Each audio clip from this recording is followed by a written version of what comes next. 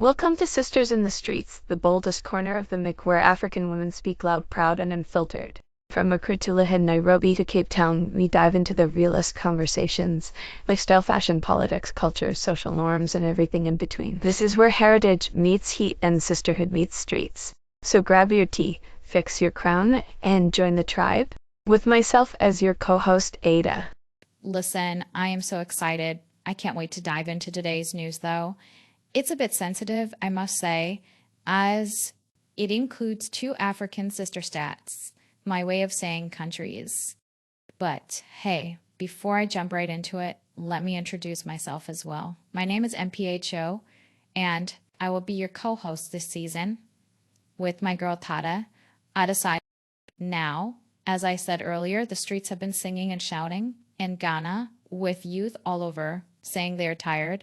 What is really happening? It's so unfortunate, sis, because these two countries were like native sisters of Africa. They have similar clothes, food, and music. I too, at some point, couldn't recognize the difference. I mean, even their movies are similar. Okay, going deep into it, a few days ago, some Ghanaians gathered on TikTok to present a strike aimed at deporting Nigerians from their countries. It is alleged that some Nigerians present in Ghana are known to be conducting human trafficking, drugs, prostitution.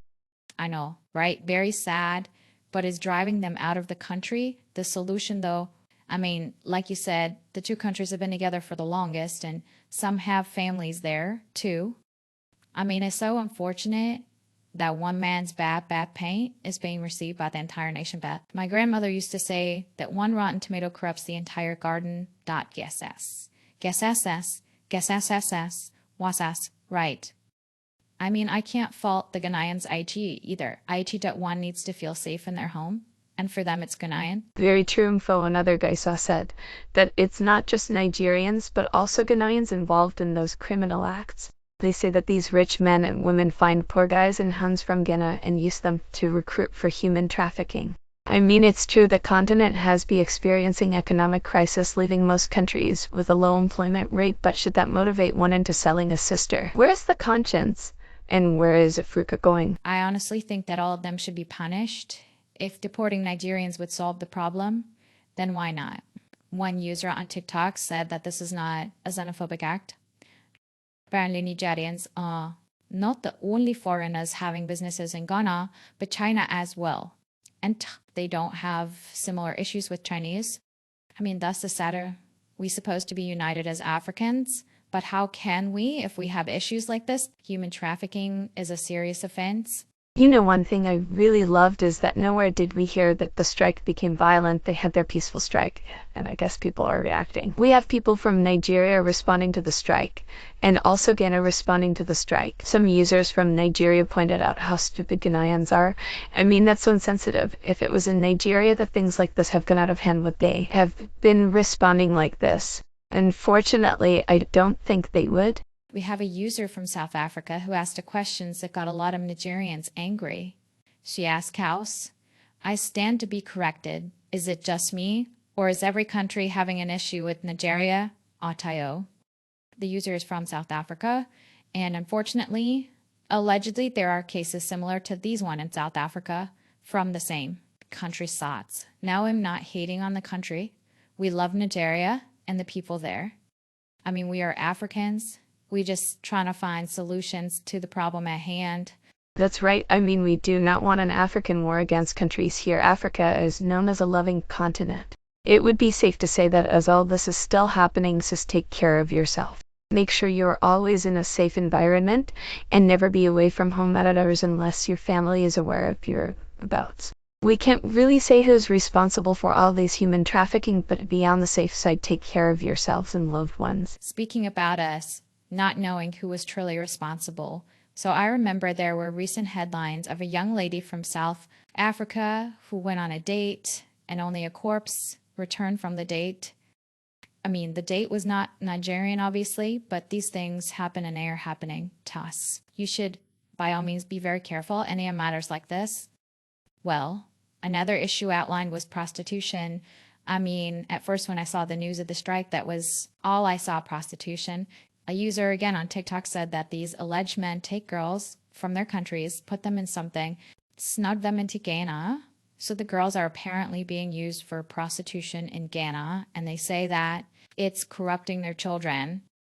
Let's be honest, I completely understand the user because peer pressure is real. And if someone says that they are taking young girls from their country, I mean, the alleged men, then they sure can corrupt the culture and morals of the Ghanaian. Sorry? Speaking about peer pressure, one man who led the strike made a point that he cares about what is truly happening in the country because his children live and study in the very same country. And also, isn't the law supposed to protect the young girls who are in prostitution? I mean, there has to be a certain age allowed to do certain things. Tell me, if the country is not protecting the very morals, it becomes a bit difficult for the citizens to try to protect themselves. That's very true, sis. This is why the youth have carried their boards and started marching with the hope that their government will do something about it. Let's give it a few more days to see if something might happen. Though one of the many concerns people have with their strikes are the words written on their boards as they march to strike. All can say to everyone offended is that hurt people hurt people. Unfortunately, these youth are hurt, and until they resolve their issue, have sympathy. So since the biggest question still remains, are Nigerians being targeted in Ghana? I would respond to say no. In my opinion, these citizens are targeting the criminal acts that are constantly happening in their country, and unfortunately some Nigerians are linked to these cases. That, in my opinion, is what Ghanaians are targeting. At the end of the day, we are all brothers and sisters beyond the borders, so an attack on one African should be handled by all Africans. How do we handle an attack amongst ourselves by our own people? Because honestly, we can't avoid what is happening just because we are to be one. Even though I understand, sis, what you were saying, I personally believe that there are some Nigerians that have not made the spotlight yet, who actually stand against the injustice and criminal acts happening in Nigeria. I mean, what would it take for us to live freely and safe in our own countries without fear of something bad happening to us? This conversation is honestly heavy. As an African child, I wish we were talking about something different today, considering the fact that it's our very first episode. We're supposed to be about love and grace, but what better way to kickstart but by what's really happening in Africa right now? Ghana, we love you, and Nigeria, we love you. At the end of the day, it's all about love and unity. Still, let's all as a continent come together and fight these criminal acts united. I agree with you, sis, be in Ghana, South Africa, Egypt, Ethiopia. I mean, wherever you are and whoever you are, let's do what we can to protect our own, our culture, our heritage. You know how during school recess you actually go visit one of your relatives. At the end of the day, we are sort of relatives. As African countries treat every other country that is not yours as your cousin's home, some of us have relative in every other African country. At the end of the day, to be honest, all those people who are unfortunate to human trafficking may be your relatives. So let's be a little sensitive when it comes to this topics. All those people leaving rude comments on social media. I mean, we are all entitled to our opinions, but can we be careful about certain comments? It's not about the image, but having a good heart. At the end of the day, I wish that Gana's protest is heard. Changes are made. That's very true, sis. At the end of the day, whoever wants to feel offended about this will find offense even if it's not there. I think we did a good job here. We took no sides, we stated our opinions, and we hope a good heart will see this from our view. This is Sisters in the Streets podcast. I had a very good time conversing about this. My name is Etta, and I'm your co-host for the season. Tell us what your thoughts are about our first show and your opinions about the very topic we touched on. Listen, that was our opinions. We love sharing our thoughts with you, bringing you conversations from Africa. My name is MPHO. Catch us here again next week, Monday. Be safe.